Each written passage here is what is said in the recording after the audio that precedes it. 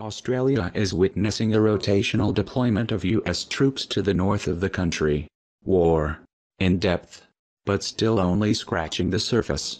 China. Firstly, the Chinese are desperate to avert a war. Economically, it would put them back behind the 8 ball as they deal with an influx of refugees over the border and the very real threat of a devastating war. Only this week, after many pleas to both the US and North Korea to refrain from escalating already decades-high tensions, Chinese officials told them to stop irritating each other. The pragmatic Chinese, it seems, are starting to lose their patience. However, the meeting between President Trump and President Xi Jinping to have China exert hostile and austere economic pressure against North Korea to force them into ceasing their nuclear program, may have fallen somewhat on deaf ears. Although China doesn't want radioactive fallout and refugees on its borders, do they really want their neighbor giving up their nukes when it keeps the US in check and their region a buffer against the West? Couple this with the South Korean economy sanctioned heavily by the Chinese over the FACA deployment. What are the real intentions? Japan. Japan too, is talking up the 2020 goal of an active Japanese military, planning on shedding the promise of pacifism to remilitarize. Already, governments over the years have loosely defined the Japanese war deal made after the Nagasaki and Hiroshima bombings to never instigate a war again as permissible to have a defensive army. But with the threat of ICBM provocation from the DRPK, will they preempt an attack? Reading between the lines, the Japanese issued a warning to their citizens to prepare for a nuclear attack. They were told to keep a solid, nearby building in mind to take cover and announced that they would have no more than a 10-minute warning of an impending nuclear strike.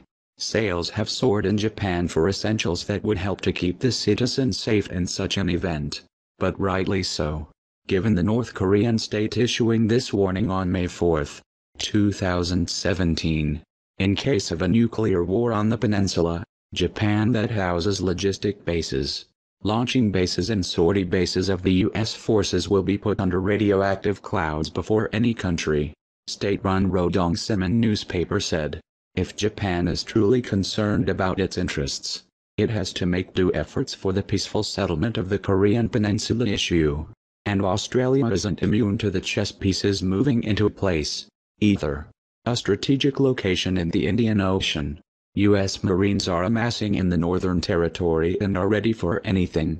Under the guise of rotational training and deployment, 1,250 troops touched down in Darwin in mid-April for the 6th annual rotation. Although the first rotation was announced in 2011, but 2017 will also see the largest fleet of military aircraft arriving. Commanding Officer of Marine Rotational Force Star 1.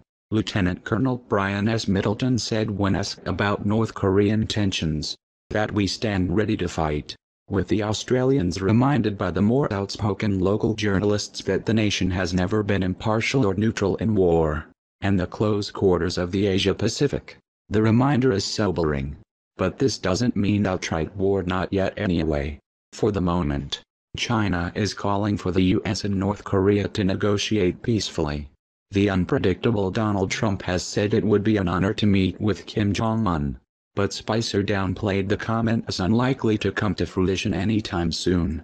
But when President Trump starts reaching out to those like President Rodrigo Duterte of the Philippines to ensure they are on the same page, then one must start to wonder. However, even Duterte has advised the US to back away from Kim Jong-un. Prepare for what comes next. We are Anonymous. We are Legion. We do not forgive. We do not forget. Expect us.